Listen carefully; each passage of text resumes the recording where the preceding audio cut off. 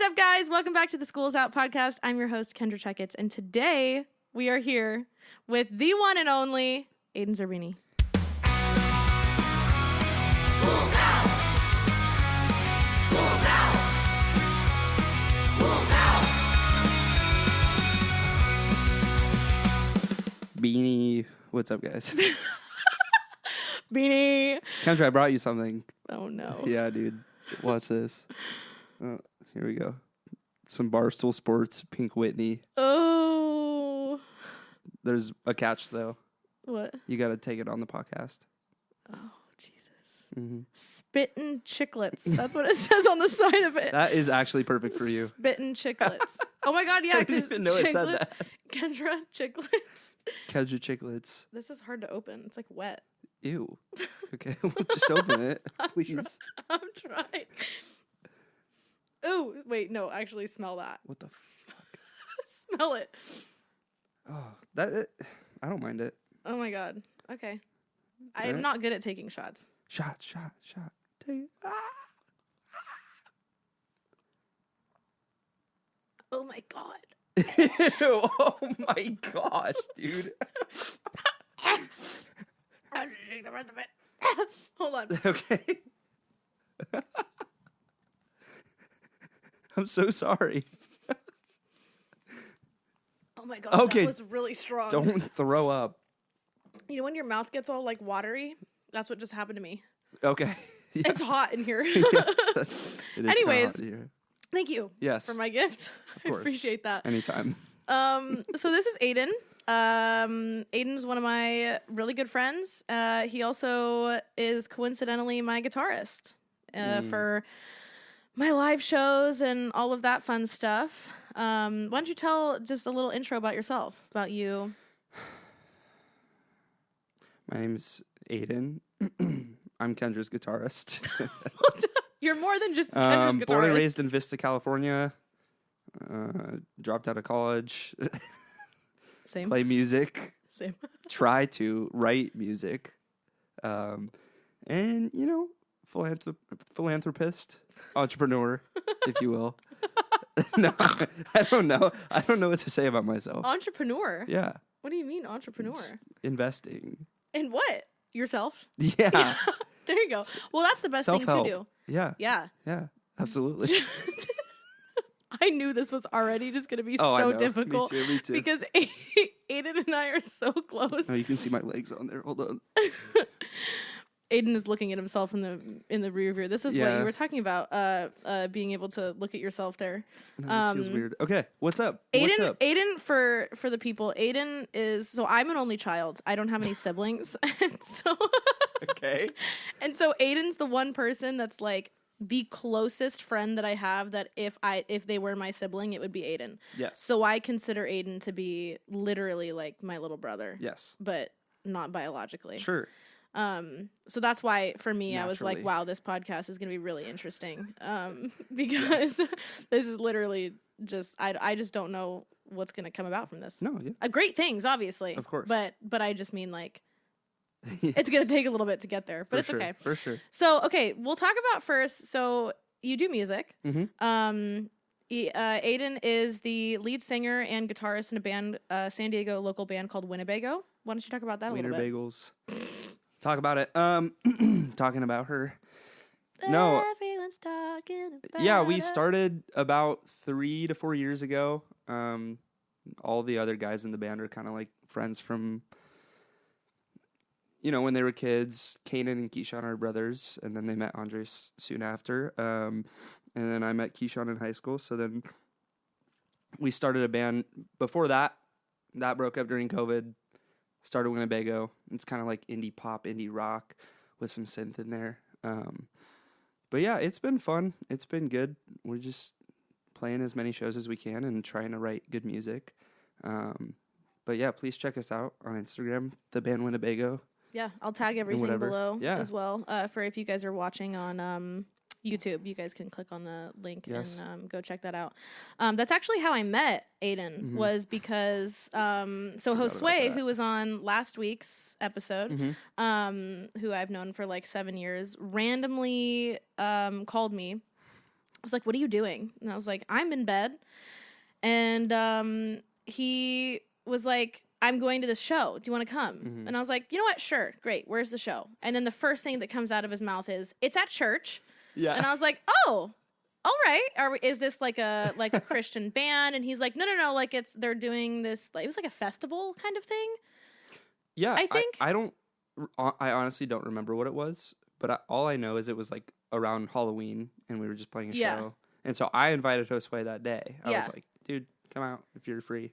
And Josue called me and he's like, you need to check these people out. Like, you won't regret going. They're so good. And I was like, you know what? Fine. So I ended up going. But you know how he marketed you as, right? How he told you guys? Yeah. Well, I mean, no. What did he say? He goes, yeah, I have a friend coming by. She was on The Voice. Yeah. I love you, Josue. That's in typical Josue fashion. That's how I'm introduced to anybody in the music industry is, my friend Kendra Checketts, she was on The Voice. I feel like when you're on a show that big, and I grew up watching The Voice, like it's impressive. It is something that is like really cool to brag about and be like, I was on The Voice. And yeah, I mean, so Aidan and I have talked about this before, but for sake of the podcast, we'll re-talk about it, is the fact that there's kind of just a reason why I don't talk about it all the time, unless it's necessary for me to bring up in some sort of, like, aspect where I'm trying to connect with someone else in the music industry and we're talking about it. But, just kind of going out and meeting people for the first time, that's not really the first thing that I like talking about, because I almost feel like, well, I've experienced this on many occasions where people will all of a sudden be more interested in talking to me after I bring that up. Yeah. And so I just don't like it, because I obviously want people to want to hang out with me because they want to hang out with me, not because they think I'm famous or anything, because I'm not. But a lot of people will hear, oh my God, you did The Voice, and then just think that you're like super famous, and I would have loved for it to work out that way, but unfortunately that's just not really how like those singing competitions go, unless it's like a dime a dozen type thing where like Kelly Clarkson, for example, but she was on one of the first seasons of American Idol. I also think your best work came out after you were on The Voice. I agree. I was also really young. True. Because when we filmed it, I was 19. Yeah. And then I turned 20 while it was airing. So literally the day before I turned, or was it the day of? I think it was my actual birthday, actually, that my battle round aired. Wow. And I turned 20. Yeah. And because I remember making a whole post about, like, me being on Adam Levine's team and about how the fact that I was turning 20 and, like, this whole thing. I was like, wow, that is never something I would have imagined making about, like, a birthday post on my Instagram. It was a crazy experience, and I loved doing it. But it's just one of those things that, unless it's necessary for me to talk about, I just don't like talking about it because of the idea that people originally think like, oh my God, that's so cool. Yeah. And then it's just a whole thing from there. But no hate to Josue for saying that, because obviously you guys do music. So that's something that is important to be brought up when you're talking about stuff like that. That day was awesome too. Like, I remember meeting you, and that was only the second time I'd ever seen Josue too, and it was just really cool to meet you guys, and you guys both liked our sound a lot after that show. So yeah, we actually, so myself, Josue, and a really good friend of mine, Todd, shout out Curdle, Todd Hunsaker, we actually started for a little bit, but things just got so busy and so crazy just in everyone's general lives that it kind of just, we had to stop doing it because it was a lot, and especially juggling my own music and Josue being on tour all the time when he was touring more, because I think this was around Jingle Ball time, if I'm not mistaken. We actually ended up starting kind of like a collective where we would help do the marketing and kind of like the management aspect for different artists, and Winnabego was that's why we started it, was because the Starship artist, dude. The Starship artist. Fuck yeah. Yeah, that's why we started doing that, was because I heard you guys that one time, and I was like, holy shit. And I remember we all went to In-N-Out afterwards. Oh, really? And we were all talking about it. And that, in the car, that was when I played Malibu Barbie and Kinda Sorta. Yep. And Aidan's favorite song of mine that's released is Kinda Sorta. It is true. I love that song. Because it's very up your alley. It's very like indie. Yeah. And that's like your... The melodies speak to me. They speak to you. Yes. Well, that's good. It's my favorite song. Yeah. Yeah, but I remember playing Of Malibu Kendra's. Barbie, and you were of Kendra's. Yeah. Very important. Yes. That was your favorite song Yeah. of mine. Yes. But I played you Malibu Barbie, and you were like, "What the fuck? This is so sick." Was that like an EDM song? What Yeah, was it's that? a Okay. film like with a little bit of Henny. Yeah. 369 shots too many. Get drunk too blurry off a Benny. But fuck that, I'm living in my 20s. Yeah, actually, we're gonna release that soon. No actually. way. Yeah, because we made that as a joke, completely as a joke. Yeah. Do you ever do that? Do you make songs just completely as a joke, and then you realize that you actually really like it? I mean, that's what the song that we wrote that you guys recorded was. What, Homeless Man? Yeah. The song is called I Sold My Soul to a Homeless Man for a Spaceship. Yeah, talk about that for a little bit because, okay, when they were sending us demos of what song we should record from them, Yeah. they sent kind of like, it was like a Google like files folder, whatever, yeah, like of Drive, songs. something. Yeah, and I remember I was sitting in the car and I started, I was in the car with Josue, and I was we were listening to I Sold My Soul to a Homeless Man for a Spaceship for the first time. I started crying. I still don't believe you. Josue can vouch for me Okay. for this. I literally started crying. I Yeah. had tears coming out of my eyes. Yeah. Because it was so good. Like, so good. And so that is my all-time favorite Winnebago song, Yeah. is this. And we ended up recording it. So talk about Homeless Man for a little bit. Homeless Man. Well, originally it was a title, right? Keyshawn kind of wrote some of the instrumentation for it, and then he put that name on it, and I was like, how funny would it be if we just called that, like if we just used that, if we went with that? Because Keyshawn's my drummer. He loves to just like make the most random fucking titles for demos, and then he'll always get mad at me when I just start writing to the title, because he'll be like, Aidan, don't do it. Don't write about selling your soul to a homeless man for a spaceship. But we did, and it was awesome. And I don't know. It just, the recording process with that song was fun, to go into the studio with you and with Todd. And yeah, people love that song. That's the only song that didn't make our first EP. And I think it's just because of how much of a meme it is, but also it didn't really fit the vibe at the time. But I love that song. It's so good. And I did a house show for my own music, and I told Aidan, I was like, we're doing a cover of this. Well, Yeah. cover for me, Yeah. but like, it's your song. So, Was that your first house show? Yeah. Okay, yeah. That was the first house show that we did, and I was so excited. Yeah. I was so excited. It No. gets stuck in my head still consistently. Yeah. I will literally be walking around my house like, I sold my Yeah. soul. So good, which is funny. I don't have a soul. I'm a ginger. Anyways. Wow. That's true. So you're in Winnebago, obviously. Mm-hmm. But you're thinking of and kind of starting on a line of doing your own stuff. I am. So what's that about? I would say right now it's still in demo phases. I'm making a bunch of demos for songs that I have written that I don't really think fit what my other bands are doing, but it's fun. It's slow. It takes time. It's different when it's your music rather than your band's music. And this is why I always wanted to be in a band. And I remember hearing, Ryan Tedder. I remember hearing Ryan Tedder say this. He said the reason he started One Republic is because he was too afraid to go solo. Yeah. And that hit me because I was like, damn, I feel the same way. I'm so afraid to like do my own solo shit, because that means that I feel like it just puts more pressure on me as a solo artist. Right. It's a lot. Yeah. Because then it's like you have to do everything yourself. Yes. There's nothing that's like you have a second opinion from someone who's as equally invested in Correct. the project as you are. Because obviously, like because how we were saying, Aidan plays guitar for me. And obviously when I do things, I always ask Aidan for his opinion.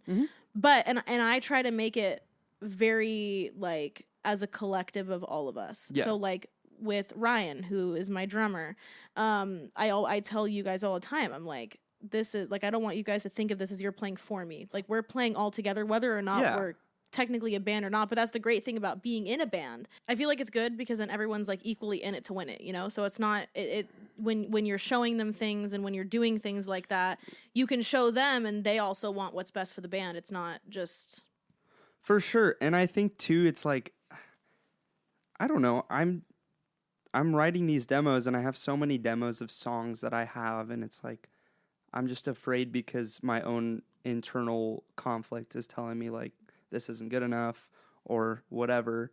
And also I think the biggest problem for me is just money. It's just like I just don't have the money to put out a project of my own yet. But that's okay because I'm just going to keep writing songs and I'm just going to, I'm just going to keep going at it and we'll see.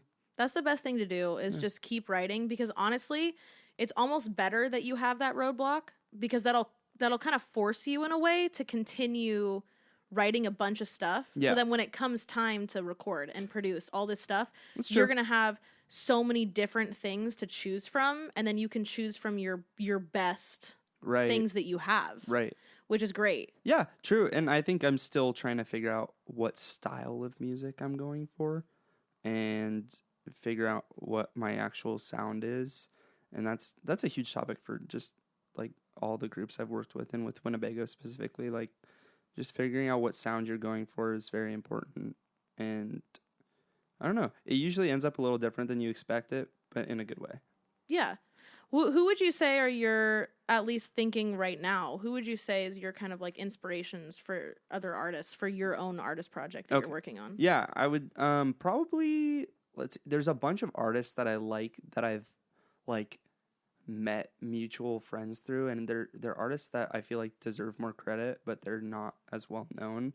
But some of the well-known ones for me are Briston Maroney, who I'm going to be seeing on Saturday at Wonderfront, which I'm so excited for. And then, so Briston, who else? There's just a couple people like out in Nashville, like Ryman. I'm super into his music right now. Medium Build, I don't know if you've heard of him. Mm-mm. Such good music. What genre would you say these are all kind of falling under? Indie pop, indie folk, indie rock, whatever. I feel like your voice is so good for indie stuff. Yeah. But it also, you can make your voice work for other things too, because during my shows, at least, like Aidan sings backing vocals for raspy. some of my songs. So you get a little rasp in there, like when we do our Come Together. Oh my gosh, I'm so sorry. For the audio listeners, Aidan was trying to hold my hand. Yeah, no. Did you just say ew? No, I said no. Oh, I was like, geez. I kind of scratched you a little bit. Sorry. No, you're good. That's like one of those things where you're at like a coffee shop or something and you accidentally like touch someone's hand, like the meet cutes or whatever. Yes, yeah. Anyways, we do a cover of Come Together for my live shows, and Aidan and I do a lot of harmonies on that. But I love your voice on that because you... I'm still laughing about the other things. Sorry. You do a lot of like, it's really grungy. Yeah. And your voice is not typically like doing grungy stuff like that. You're more leaning into like a softer tone where you're doing some belty stuff in there too. Yeah. Which I think is really awesome. But when you're doing that belty stuff, it's not from like a grungy aspect, you know? But yeah, I mean, what would you say for your artist project is like, I know you say about your like funding it and stuff. Well, we'll talk about that for a second, because a lot of people don't realize that making music is very expensive. And so it's like when people have like a lot of times when people promote their songs on TikTok, they don't even have it mixed and mastered yet. That's just like a base demo. True. A lot of people do that. And so they're like, please release this, like release this now. But it's hard because some people don't realize that like don't do music or don't know music like that they still got to spend another maybe like $500+ on getting it mixed and mastered, and also finding someone that understands your sound to get it mixed and mastered and gets it the way that you want it to be. That's so a difficult true. thing. Yeah. And the production aspect of it, it's like shit, sometimes you're looking at spending like $2,000 per song on getting something produced. Which is crazy. So I totally understand about the funding aspect of it, because it's hard. Yeah. It's really difficult. And that's why, you know, it's hard for people to break into the music industry sometime in aspects like that, because it's expensive. It's also so important to have connections too. Right. And like, you know, I'm like, you have friends that will mix stuff for cheaper, and I have friends that will do the same. And like I said earlier too, it's like a lot of those Nashville artists that I like, most of that production style happens out there. Right. And it's hard to find someone who will kind of produce like that here. So, you know, just trying to meet more people and break into the scene even more. But yes, that is my solo career so far, and I'm trying to make it work. What I was going to ask as well was, before we kind of talked about the funding aspect of it, is do you feel like there's any other like roadblocks that are stopping you, or is it really just like a financial thing? Like, are you facing any kind of like mental blocks from like maybe being like scared to do it, or because why are you laughing? Sorry, I was gonna say something fucked up. No, go ahead. Sorry, continue. I'm sorry. Are you scared to do like a solo? Like, is that something? Because I remember you were saying earlier about how like that's a scary thing. You're used to being in bands. You're used to doing all this stuff. Now you're like fully opening yourself up to just releasing your own stuff, and it's just Right. you. Yeah. Not that I'm trying to make you scared. Kendra, I'm fucking scared. I'm not trying to make you scared. I'm probably like scaring you even more. No, I mean, yeah. Would you say that that's kind of like the only roadblock that you're facing is like a financial and like a kind of just getting over the mental barrier of that? It's the finance stuff, it's the mental barrier, it's afraid of the sound being not exactly what I'm going for, and yeah, you know, like we just talked about. And so yes, but also I have always been a believer in just like put what you got out, and your sound is going to morph over time. Your music's going to get better. Yeah. The more you write and the more you put out. And shit, my stuff has morphed so much. Yeah. Like since The Voice. Yeah. Like since then I was releasing some like real spooky, like a lot of that stuff isn't even on Spotify anymore. Got it. Like spooky, like there was a song that I released called Nightmare that literally had like crows in the background, like crow noises. Yeah. It was just giving very like spooky, scary, and then I was releasing kind of like really bubblegum pop stuff, and then now I'm kind of trying to go more like a pop punk rock route. Right. But I think it's a good thing, like having your music morph over time. And I was actually talking about this a few weeks ago, that it's cool because as you release more music, you grow as an artist. But your listeners are also growing with you at the same time. Your music matures over time. But so are your listeners, because they're getting older. Yeah. So like Olivia Rodrigo, for example, some of the first stuff she's releasing was like all the High School Musical, the musical stuff. Sure. And all those people, a lot of them followed her when she released her first Dude, first a lot thing, of them were which probably was Sour. super young, too. Yeah. But they're getting older. Yeah. And so when she released Sour, everyone was like, holy shit, I love this. But then she released Guts, and that's a complete 180 from Sour, I feel like. And people love it. Yeah. And so she grew over time with that, but her listeners are growing as well. Same take Taylor Swift. Taylor Swift has such aggressive genre changes in the stuff that she releases. And some people don't like that, too. Some people cannot mature with or not mature, but some people just, you know, they like the old stuff more. That's like me with Maroon 5 with your boy Adam. It's like, I love songs about Jane, and I can't, you know, new stuff is all right. But also, did you see that he got thrown powder, like people threw powder in his face recently? In Adam Levine's face? Yeah. What? Where? What?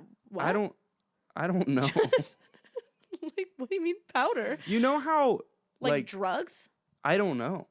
I don't think so. They're just like Did you know that was a thing with Adam Levine, where people would like throw someone threw something at him early in his career, and it's become like a reoccurring, like a meme? Yes. No. Oh. I didn't know that at all. Yeah. Fun fact about Adam, though, because when I was on The Voice, that was when he was doing his Super Bowl performance. That was that year. And it was a meme going around that he was going to recreate the SpongeBob, you know, in SpongeBob, where it's like the huge performance. Fuck, what's the song that SpongeBob does? And it's like it was, oh my God. Okay, this is really going to aggravate me that I can't figure out what this is, but it's like a whole SpongeBob thing, and it was like a meme somehow that I guess he was thinking of doing it. Okay. Oh, sweet, sweet victory. Sweet, sweet, sweet victory. There's like an episode of SpongeBob where SpongeBob has like a whole like Super Bowl performance basically. Oh, okay. And people were saying that Adam was going to do that. Yeah. And so I had rehearsal with Adam the next day. And so I was like, I'm just going to ask because I wanted to know. And I asked him, and he said he was trying. Oh, what? But apparently, like, something along the line, this could be also me just completely misconstruing something from what he said, because this was years ago. I was 19.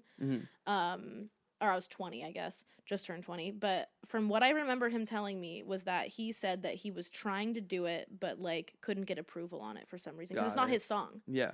So like if you're covering something on a big TV channel like that at a big sporting event, you have to get approval from the original artist if you're doing a cover. Yeah. But that was why he didn't do it, I guess. From what I heard is that he didn't get approval to do it. But I was like, damn, that's crazy that he was actually going to do that. Yeah. Who's your favorite Super Bowl halftime show that you can remember? Did you watch this past year? Rihanna? No. Oh, that was 2 years ago? Yeah, Rihanna was 2 years ago. I liked Rihanna a lot. Yeah, No. Who was it this year? What was his name? Do you know his name? What? Usher. Yeah, it was Usher. Oh, yeah. No, it was Usher. Yeah. Did you see him on the roller skates? Like roller skating around? I was such a fucking tease, bro. I love Usher so much. He was like taking his shirt off. I was like, wow. Yeah. He's looking good still for got his it. age, Oh, yeah. though. Like, wow. Oh my God, we looked up his age. We looked up his age as we How were old is watching he? it. It was, dude, it's like, he's like, Is he like in his 40s, 50s? I don't want to get it wrong. Hold on, let me figure it out. I honestly can't think of the best performance of the Super Bowl performances. I really liked Rihanna's a lot because her vocals just sounded really great. 45 years old. There's no way Usher's 45 years old and he was up there roller skating around like that. Dude. Mm-hmm. That's crazy. I was really excited. I thought he was going to bring out Justin Bieber. A lot of people thought that. Because Justin was like at the game. Yeah. And here's me like trying to do all these theories and stuff. I'm like, they haven't shown him the whole game, which means he's probably backstage, which means that he's probably going to be performing. Yeah. I'm like that. I can't help it. Would have been cool. I like sleuthing like that. Yeah.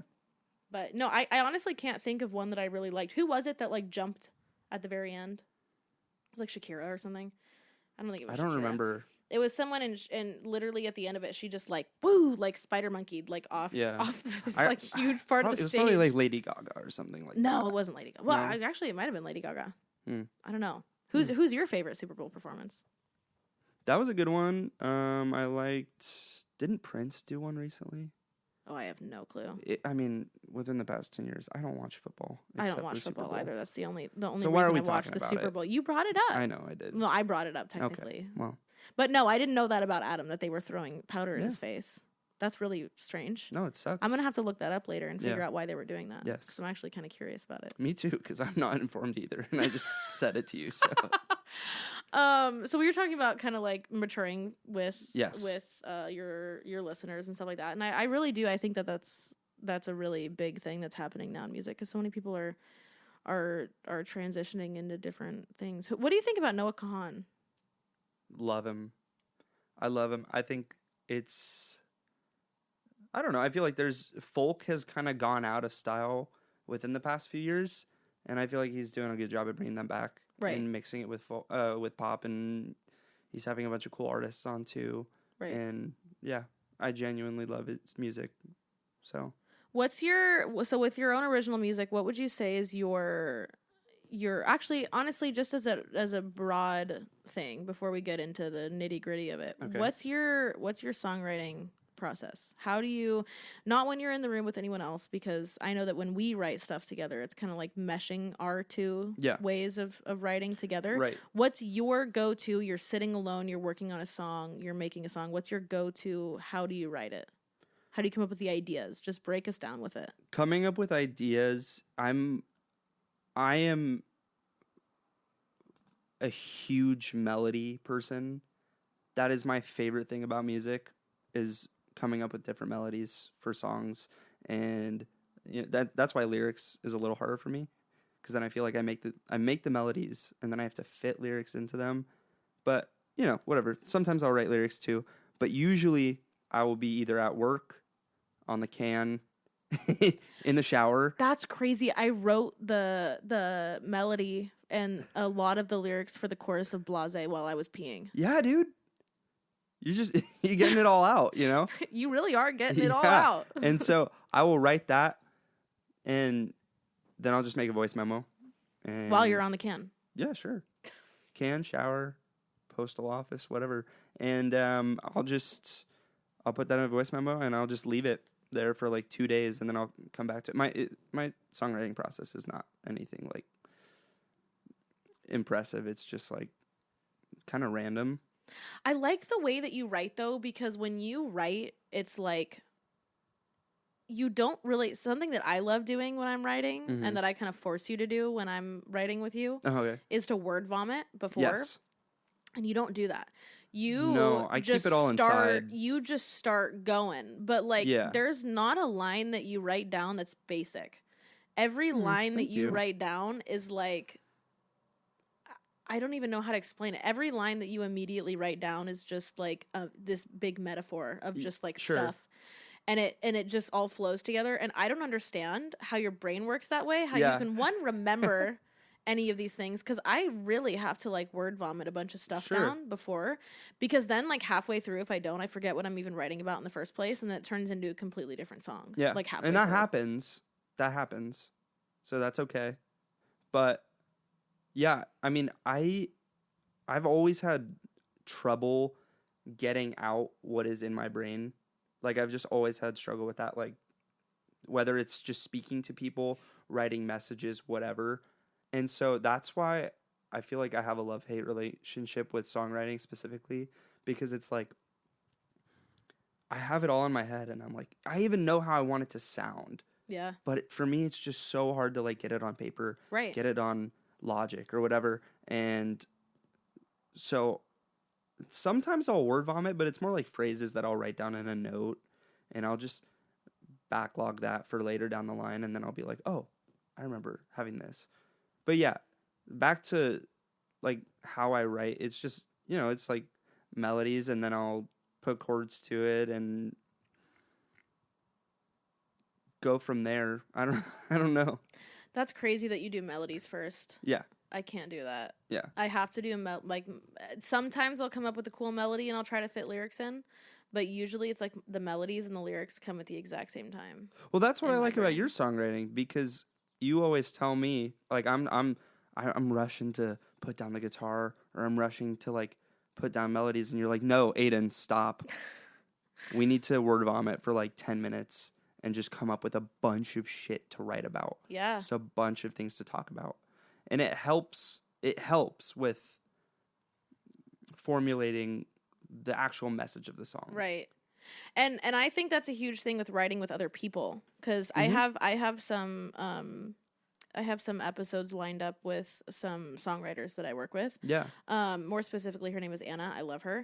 One of the songwriters, and I think something that's really important is it's like someone who's helping you write. I always say that you should have like a 30-minute at least, like, sit down, dude, therapy, word vomit therapy, with the other person, and just rant, because you, like, as a songwriter, you want to make sure that you're getting out exactly what the artist is trying to explain and the way that they're trying to explain it, because you don't want to make it seem like you're putting your words on it, and then it almost feels to the artist that they're singing someone else's words. Right. And the goal of a songwriter is to put the artist's thoughts into words. I think that's what's so important too, because like I just explained how it's hard for me to get it out. So you helping me at the beginning of a session, being like, no, let's do some therapy, or let's just sit down and word vomit. That helps me put it out onto paper, even though it's not a fucking, like, not a good product that I want. Right. It's still like, it's still your figure, you're planning it out. It's like a blueprint for what you're going to talk about. Exactly. Basically. Yeah. I do remember though, we won't talk about it in depth unless you want to, but I remember when we were writing at your house. Oh my gosh, dude. It was difficult because I was there and we were trying to write a song, and we were having our normal, like, 30-minute. Do not write music with your significant other in the room if it is about them. Yeah. Right? I mean, how else are you going to say it, you know? It was difficult, I think, because it wasn't necessarily like a negative song, because I don't want it wasn't like this horrible thing, because I don't want the listeners to think that, like, oh, that was weird that, like, Aidan's writing like a shit song a about diss track. Yeah, a diss track on his girlfriend that's like in there, which was not the case literally at all. Right. It was just I was trying to, we were doing our basic therapy stuff, like our little 30-minute, like, okay, what are we writing about? What's the whatever? And Aidan's now ex-girlfriend was there with us. And it was really difficult to try to have Aidan be able to speak about the stuff truly, about what he was trying to say, with her being there, because he was kind of walking on eggshells a little bit, which is understandable, totally understandable. And so I had brought up, I was like, okay, do you guys have any like arguments that you guys have gotten into in the past that are now fully resolved? Because I didn't want this session to just completely go to waste. Yeah. So I wanted to make sure we at least got something. Sure. So I was basically saying, do you guys have any arguments that you guys have had in the past that are now resolved and that you guys won't get into an argument about because it's already figured out? And they had said yes, and there was I guess it wasn't actually resolved. Yeah, we don't have to get into it. Right. But it was just an awkward situation to be in, because we literally ended up trying to recreate the argument. Oh my God, that was so cringy. Trying to make it like where I understood, because again, I didn't want it to go to waste, like the session to go to waste, because we were on a grind. We were on a roll. It sounded great. Yeah. And so I don't know, but yeah, long story short, even if it's a positive song or a negative song or just a meet in the middle song, do not write a song about someone that is currently in the room with you, because it doesn't end well. Have you ever had a song written about you? Yep, I have. Did you like it? Sadly, yeah. Why sadly? You don't have to get into it if you don't want to, but I'm curious. Sadly, because at the time, it was an ex-boyfriend of mine, and sadly, at the time, post us breaking up, I would listen to it because it was really fucking good, and then I would just sit there and cry. Yeah. Because I don't know, and I guess that was kind of like humbling for me almost, because I've written songs about past relationships before, whether they're positive or negative or whatever. Right. And now I understood finally where, like, how my ex significant others feel if they were to listen to a song that I wrote about them. Right. And there was a song that I wrote. Don't date musicians either. Unless you are okay with having many songs written about your situation. Yeah. There was a guy that I dated